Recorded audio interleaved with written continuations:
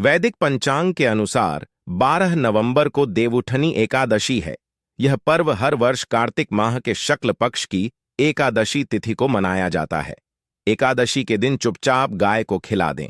यह एक छोटी सी चीज, उससे पहले दोस्तों जान लेते हैं देवउठनी एकादशी के बारे में। सूर्य जब एक राशि से दूसरी राशि में प्रवेश करते हैं तो ज्योतिष में इस घटना को राशि परिवर्तन या किस्मत चमकाने वाली घटना कहते हैं। हर महीने एकादशी का पर्व आता है, लेकिन नवंबर महीने में आने वाली देवउठनी एकादशी सबसे ज्यादा महत्वपूर्ण होती है। इस दिन सूर्य धनु राशि के निकट कर कुंभ राशि में प्रवेश करता है। आइए जानते हैं साल 2024 में देवउठनी एकादशी कब है। स्नान दान मुहूर्त महत्व। साल 2024 में देवउठनी का एकादशी 12 नवंबर 2024 को मनाई जाएगी। इस दिन पवित्र नदी में स्नान के बाद सूर्य पूजा करने वालों को आरोग्य, धन, सुख, समृद्धि और अक्षय पुण्य आन प्राप्ति होती है। कहते हैं इस दिन गुण, अन्न, वस्त्र, काला तिल आदि का दान करने वालों को मोक्ष प्राप्ति होती है। देवउठनी एकादशी से धरती पर अच्छे दिनों शुरुआत मानी जाती है। सूर्य के उत्तरायण से देवताओं के दिन का आरंभ होता है। धार्मिक मान्यताओं के अनुसार एकादशी के दिन स्वर्ग का दरवाजा खुल जाता है, इसलिए इस दिन किया गया दान पुण्य अन्य दिनों में किए गए दान पुण्य से अधिक फलदायी होता है। वास्तव में 12 नवंबर एकादशी के दिन अगर आप यह उपाय कर लेते हो तो आप पर मां लक्ष्मी कृपा होगी और आप धनवान बन जाओ। आप धनवान ना बने तो मुझे बताना दोस्तों, बस जो उपाय आपको बताया जाए वह उपाय कर लेना। चलिए जानते हैं। एकादशी के दिन चुपचाप गाय को खिला दें। यह एक छोटी सी चीज, रोडपति भी होंगे, करोड़पति मिलेंगे। सभी संकट और कष्टों से मुक्ति, मृत्युदंड का दोष तुरंत होगा खत्म। पूरे साल आपके भरे रहेंगे। अन्न धन के भंडार, यूं कहे कि आप 7 पुश्ते तक करेंगे। रुपयों पैसों पर राज दोस्तों, 7 पीढ़ियों तक बैंक बैलेंस बढ़ता चला जाएगा। सभी भी दुख, दर्द, संकट, कष्ट है वह दूर हो जाएंगे और सभी सुख आपके कदमों में आ जाएंगे। सभी सुख आपके कदम चूमेगी। यदि आप यह एक छोटी और खास चीज चुपचाप गाय को खिला देते हैं तो तत्काल गरीबी आपके जीवन से खत्म हो जाएगी। यूं कहे व्यक्ति रंग से राजा बन जाता है और 36 कोटि देवी देवताओं को धारण करने वाली गौ माता भी कृपा व्यक्ति पर आजीवन बरसती है। व्यक्ति के घर में कभी भी अन्न, धन, वस्त्र कम नहीं होती है। धन के भंडार व्यक्ति के घर में भरे रहते हैं। व्यक्ति के जीवन से तत्काल गरीबी खत्म हो जाती है। तो दोस्तों, कौन कौन से वे गाय से जुड़े खास और महत्वपूर्ण उपाय हैं जिन्हें यदि आप एकादशी के दिन कर लेते हैं तो दोस्तों या ना माने, आपके घर में अन्न धन के भंडार सदैव भरे रहेंगे। जो भी जीवन के दुख, दर्द, संकट, कष्ट है वह सभी दूर हो जाएंगे। इस वीडियो में हम आपको उसी एक खास और महत्वपूर्ण चीज के बारे में बताएंगे, क्योंकि आपको एकादशी के दिन गाय को जरूर खिलानी है। तो दोस्तों, अपने फायदे के लिए पूरा वीडियो देखना। यदि आज इस वीडियो को अपने बीच बीच में से देखा, काट काट कर देखा, तो नए मानिए जीवन में आपको कभी सफलता हासिल भी नहीं होगी, क्योंकि इस वीडियो में आपको कुछ ऐसे उपाय गाय से जुड़े बताने वाले हैं जिन्हें करने से आपके जीवन के जो भी दुख, दर्द, संकट है या कामयाबी होने में कोई बाधाएं आ रही, सभी से छुटकारा मिलने वाला है। यूं कहे कि आपके जीवन में अपार धन, सुख, संपत्ति प्राप्ति हो जाएगी। कभी भी धन से संबंधित परेशानी नहीं रहेगी। आर्थिक स्थिति आप प्रबल हो जाएगी। धन प्राप्ति के योग्य बन जाएंगे और जीवन में सदैव अनंत धन के भंडार आपके घर में रहेंगे। अनंत धन, वस्त्र, कभी कमी नहीं होगी आपके घर में। तो दोस्तों, आज का वीडियो पूरा देखकर जाना।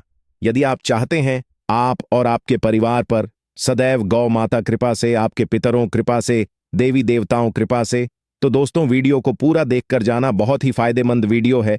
पूरे 300 सालों के बाद ऐसे दुर्लभ संयोग है, तो पूरा वीडियो देखकर जाना यदि आप लाभ हासिल करना चाहते हैं और 7 पीढ़ियों तक कभी कोई किसी तरह अटैक, कमी ना हो या फल चाहते हैं तो वीडियो को पूरा देखकर जाना। बहुत ही लाभप्रद वीडियो है आपके लिए।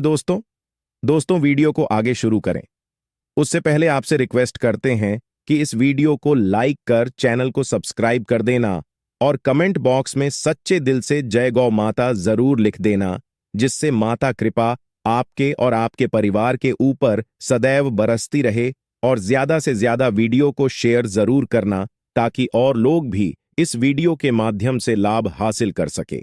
इन उपायों को करने से अपने जीवन में सदैव धन सुख संपत्ति प्राप्ति कर सके तो शेयर करना ना भूले इस वीडियो को, जिससे और लोगों का भी भला हो। आपको बता दें, इस दिन तीर्थ स्नान करना बहुत ही फलदायी समझा गया है। यदि कहीं तीर्थ स्थान पर पवित्र नदी में स्नान करना संभव ना हो तो आप क्या करें, घर पर ही नहाने वाले पानी में गंगाजल कुछ बूंदे डालकर स्नान कर लें। और साथ ही साथ यदि आप स्नान आदि से निवृत्त हो जाएं, सर्वप्रथम तो अपने घर के पूजा स्थान को साफ कर वहां पूजा पाठ करें।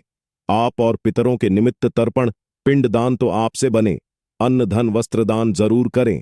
और इस एकादशी के दिन दान करने से सभी मनोकामनाएं पूर्ण हो जाती हैं। एकादशी के दिन विशेषकर पूर्वजों पूजन के लिए बहुत ही शुभ फलदायी समझा गया है। मकर संक्रांति के दिन पिंडदान करने से पूर्वजों आत्मा को शांति मिलती है और उनको मोक्ष मिलता है। और आपको बता दें, इस बार जो इस दिन कार्तिक पूजा के साथ साथ हनुमान जी मंगल देवता और भगवान शिव ना भी पूजा जरूर करनी चाहिए। आपको बता दें कि इस दिन यदि आप हनुमान जी और मंगल देवता भगवान शिव पूजा करते हैं तो मंगल का गृह जनित दोष भी दूर हो जाता है। व्यक्ति के जीवन में धन सुख संपत्ति प्राप्ति हो जाती है, समस्त मनोकामना व्यक्ति पूर्ण हो जाती है। और दोस्तों, साथ ही साथ अब बात करें आपको उस दिन, मतलब यह जो एकादशी के दिन है, इस दिन आपको एक उपाय तो जरूर करना है। गाय का उपाय बताने से पहले एक उपाय आपको बता दें, इस उपाय को जरूर दूर करें। क्या करें कि शाम के समय पीपल के पेड़ के नीचे आपको सरसों का चौमुखी दीपक, आटे का दीपक बनाना है चौमुखी। उसमें आपको कलावे बाती लगाकर सरसों के तेल का दीपक जला देना है और बीच में 2 साबुत फूल वाले लौंग भी डाल दें। फिर देखिए कैसे चमत्कार आपके जीवन में होता है। शाम के समय जलाकर उसे छोड़े, मनोकामना मांगकर। दोस्तों, 11 दिनों के आप वह मनोकामना पूर्ण ना हो जाए तो हमें बता देना। बहुत ही प्रभावशाली उपाय बताया मैंने आपको, बहुत ही दुर्लभ से दुर्लभ है। इस बार नए वर्ष के उपाय को जरूर करें। यह उपाय जो है बहुत ही आपको लाभ देगा। और अब बात करें गाय से जुड़े कौन कौन से उपाय आपको इस दिन, मतलब गाय से जुड़े उपाय जिन्हें करने से व्यक्ति को 7 पीढ़ियों तक बैंक बैलेंस कमी नहीं होती, दुख दर्द संकट कष्ट दूर हो जाते हैं और सभी सुख व्यक्ति के कदमों में आ जाते हैं। कदम चूमती है सभी सुख और घर में धन के भंडार सदैव भरे रहते हैं, कोई कमी नहीं होती। किसी तरह कौन कौन से उपाय ध्यान से सुनना, जिस तरह बताएं उसी तरह इन उपायों को आपको करना है। तो चलिए शुरू करते हैं। कौन कौन से गाय से जुड़े उपाय हैं, प्रभावशाली चमत्कारिक उपाय है जो कि आप किस्मत को चमका देंगे। एकादशी से आपको लाभ शुरू करते हैं। दोस्तों, सनातन परंपरा में गाय गंगा और गायत्री का बहुत ज्यादा धार्मिक महत्व है। मान्यता है कि गौ माता के शरीर पर 3 कोटि देवी देवताओं का वास होता है। गौ माता पूजा करने वाले जातक पर इन सभी देवी देवताओं कृपा बरसती है। गौ सेवा से न सिर्फ इस जन्म के बल्कि पूर्व के भी दोष दूर हो जाते हैं। गाय से हासिल पंचगव्य का उपयोग जरूर शामिल करें, क्योंकि पंचगव्य के बिना कोई भी पूजा पाठ और हवन सफल नहीं होता। या दोस्तों, गौ कृपा पाने के लिए प्रतिदिन सप्ताह अथवा महीने में परिवार समेत एक बार गौशाला जाने का नियम जरूर बनाएं और वहां गायों को हरा चारा जरूर खिलाएं। इससे आपको शुभ फलों प्राप्ति होगी और साथ ही साथ गौ सेवा और गौ पूजा से 9 ग्रह शांत हो जाते हैं और इनसे जुड़े दोषों का निदान हो जाता है। गर्मियों में गौ माता को पानी पिलाएं और सर्दी में गौ माता को गुड़ जरूर खिलाएं। ध्यान रखें कि गर्मियों में गाय को गुजिया। अनेक देवी देवता को अपने ने शरीर पर धारण करने वाली गौ माता से जुड़े कई शुभ और अशुभ संकेत भी होते हैं। मसलन गाय का दूध दहते समय यदि गाय ठोकर मार दें और सारा दूध बिखर जाए तो अब शगुन होता है। यदि कोई यात्रा पर निकल रहा हो और गाय अपने बछड़े को दूध पिलाती सामने आ जाए तो निश्चित रूप से जिस यात्रा के लिए आप निकले हैं वह यात्रा आप जरूर ही सफल होगी और वह जिसके लिए आप निकले हैं वह जरूर ही पूर्ण होगा। यात्रा पर जाते समय बाईं ओर गाय आवाज आना और रात्रि में गाय हंकार करना भी शुभ होता है। दोस्तों, साथ ही साथ गाय के साथ आप भूलकर भी दुराचार न करें, अन्यथा मिलता है घोर पाप और जीवन परेशानियां बनी रहती हैं। जी हाँ दोस्तों, गाय को राष्ट्रीय पशु बनाए जाने और इन्हें मौलिक अधिकार दिए जाने बात हो रही है तो सवाल उठता है, गाय संस्कृति का अहम हिस्सा है, तब भी गाय के साथ लोग खराब व्यवहार कैसे कर लेते। गाय दर दर भटकती रहती है, भरपेट इन्हें चारा तक लोग नहीं देते। गाय जब तक दूध देती रहती है तो उन सेवा होती है, और जैसे ही दूध देना बंद कर देती है तो लोग इन्हें उन किस्मत पर छोड़ देते हैं, सड़कों पर और गलियों में भटकने के लिए। ऐसे में गोवंश जीवों को कोई डंडे मारता है तो कोई पानी डाल देता है, कभी वाहनों चपेट में आ जाती है तो कभी बीमार होकर बेचारी यह गाय दम तोड़ देती है। ऐसे में जरूरत है इन बातों को जानने। गाय को लेकर शास्त्रों में क्या कहा गया है, गाय के साथ आपको कैसा व्यवहार करना चाहिए। दोस्तों, गाय को कभी भी मारना पीटना नहीं चाहिए। शास्त्रों में गाय को माता का दर्जा दिया गया है।